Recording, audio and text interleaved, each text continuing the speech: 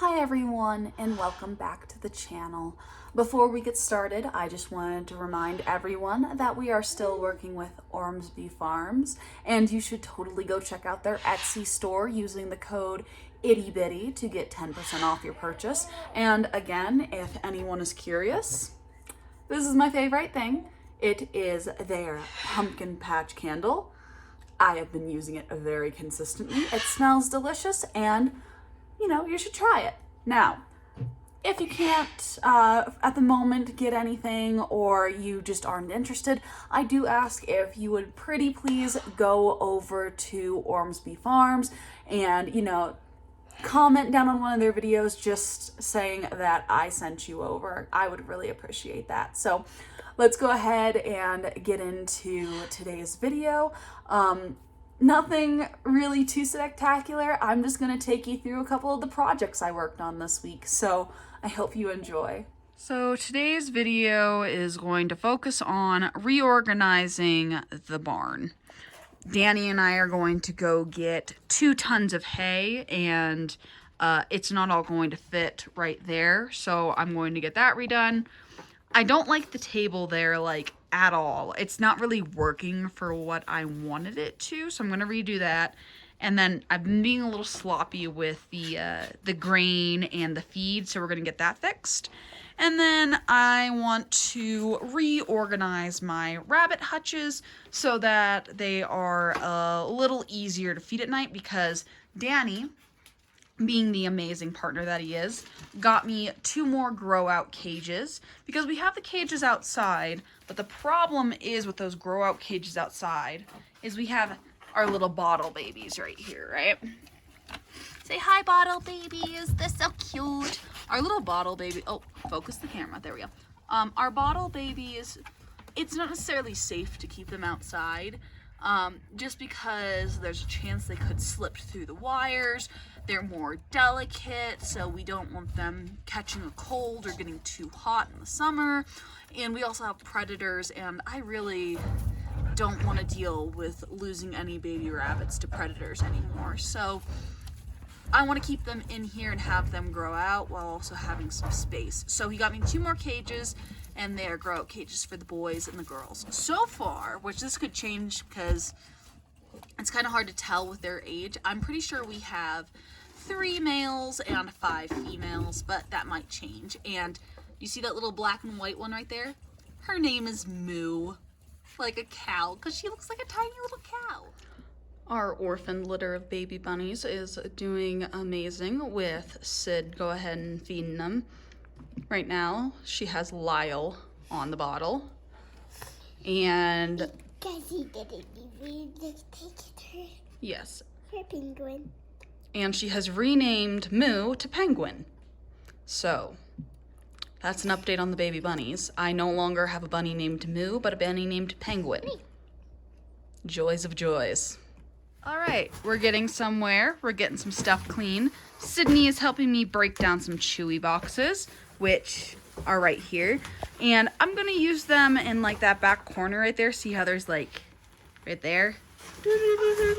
See how there's that hole right there? I'm going to kind of cover that up so it's a little more smooth for the rabbit hutches to sit on. Right now I keep all of my spare tack in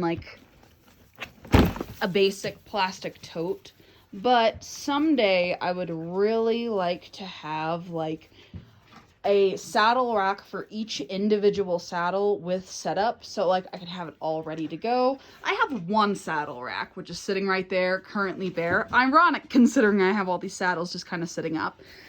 I'm horrible with equipment sometimes.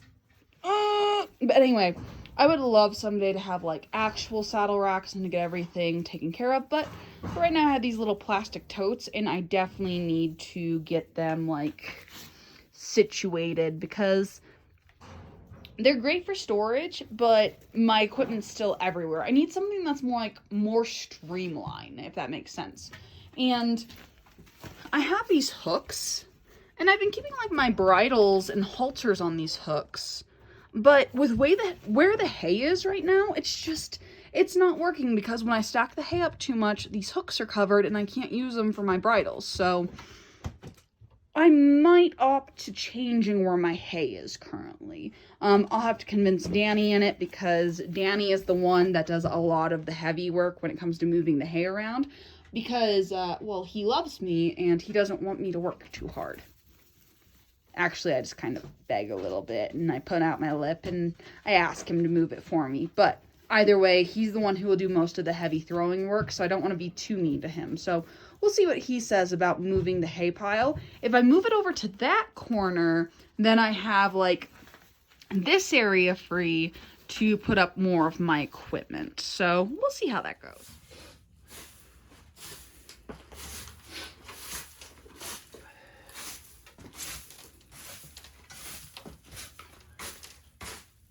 And she is reorganized. So now along the back wall, we have our rabbit cages. I got our 2 bucks in their own permanent cages, and I moved Blue and Saddle into their shared hutch, but they have double the space now. And then I put the babies in their own hutch. Now, here in about 4 weeks, I will be separating out males and females, and the bottom and top will be closed off for each other. That way we don't have any accidental litters. I also got our food bins reorganized so that the goat can't get into them and they are nice and safe. And our hay, we'll put a ton here. And then another ton will go on the side corner right here by my nice little tack corner. I need to get more stands for my saddles, but this doesn't have enough room in here. So eventually what we're gonna need to do is, Danny and I talked about building a new barn where I can just have my own tack room and it'll be like my office. So we'll also move like my office to the barn. But for now, this works perfectly fine. I have my most used stuff easily accessible, and then everything else is just there and I can dig around if I need it. Look at this other thing we did. As you can see, we no longer have any chicks in the garage, and I do need to clean this area, but I'm super excited to show you what we did. Much to the chagrin of our older chickens, we moved all of the chicks out into the pasture, and they have been doing amazingly well. We just thought it was time to move them outside so that they can stretch their legs and so we can plump them up a bit faster. We put them in that dog run right there for about a week so that the older chickens and the younger chickens could see each other and get kind of used to each other and kind of acclimate before we did put all of them into the pasture. And they are doing amazingly well, and we won't have them out here forever. All of these smaller chicks are meat chicks, and we'll only be keeping 1 rooster out of the 52 that we currently have. So Asshole will get a friend, but all the others are going to go to freezer camp.